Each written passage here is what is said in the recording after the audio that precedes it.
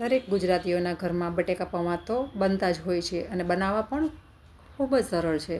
પણ હોસ્ટેલમાં ભણતા કે એકલા રહેતા બાળકો માટે આ રેસીપી ખૂબ જ ઉપયોગી છે. જે બનાવવા માટે 1 વાટકી ચોખાના પૌવાને આ રીતે પાણીથી ધોઈને આપણે સાફ કરી લેવાના છે અને વધારાનું બધું જ પાણી આપણે કાઢી નાખવાનું છે અને સાવ આપણે ડ્રાય કરી દેવાના છે. પૌવાને આપણે એકદમ નિતારીને આ રીતે હાથ વડે દબાવીને બધું જ પાણી આપણે કાઢી નાખવાનું છે. હવે આ પૌવાને આપણે 2 મિનિટ સુધી સાઈડ ઉપર મૂકી દઈશું. ત્યાર પછી 3 મીડિયમ સાઇઝના બટેકા આપણે લઈને તેના નાના નાના પીસ આ રીતે આપણે કરી લેવાના છે. આ બટેકાને પણ આપણે 2 મિનિટ સાઈડ પર મૂકી દઈશું. ત્યાર પછી એક કડાઈમાં 2 મોટા ચમચા તેલ લેવાનું છે અને એક નાની વાટકી સિંગદાણા આપણે આ રીતે ગોલ્ડન બ્રાઉન એકદમ કડક થાય ત્યાં સુધી આપણે સાંતળી લેવાના છે. સિંગદાણા તમે તમારા સ્વાદ મુજબ ઓછા વધારે લઈ શકો છો. આ રીતે ફૂટીને તૈયાર થાય એટલે સિંગદાણાને પણ આપણે કાઢીને લઈ લેશું. ત્યાર પછી કાપીને તૈયાર કરેલા બટેકાને આપણે આ રીતે ધીમા તાપે ફ્રાય કરી લેશું. બટેકા એકદમ પોચા પડે ત્યાં સુધી આપણે તેને ફ્રાય કરવાના છે. બટેકાને સાંતળતા ટોટલ 1.5થી 2 મિનિટનો સમય લાગે છે.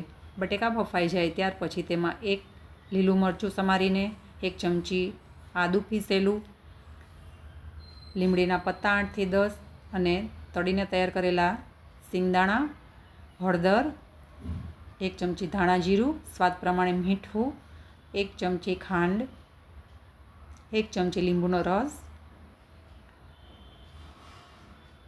ત્યાર પછી છેલ્લે આપણે પલાળીને તૈયાર કરેલા પૌવાને એડ કરીને બરાબર મિક્સ કરી દેવાના છે.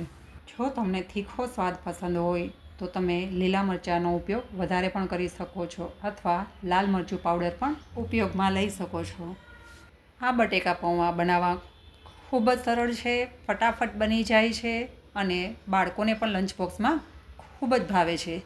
સાંજના ટાઈમે નાની મોટી ભૂખ માટે આ બટેકા પૌવા તમે ફટાફટ બનાવીને તૈયાર કરી શકો છો.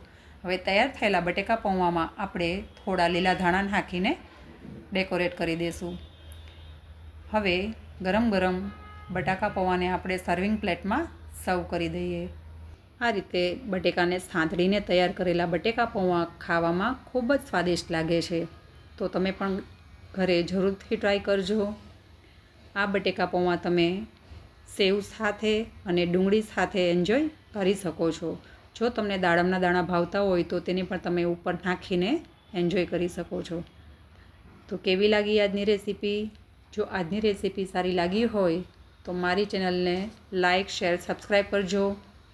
તમારા ફેમિલી ફ્રેન્ડ્સમાં શેર કરજો. આગળ તમે કઈ રેસીપી જોવા માગો છો તે મને કોમેન્ટ બોક્સમાં કોમેન્ટ કરી જરૂર જણાવજો.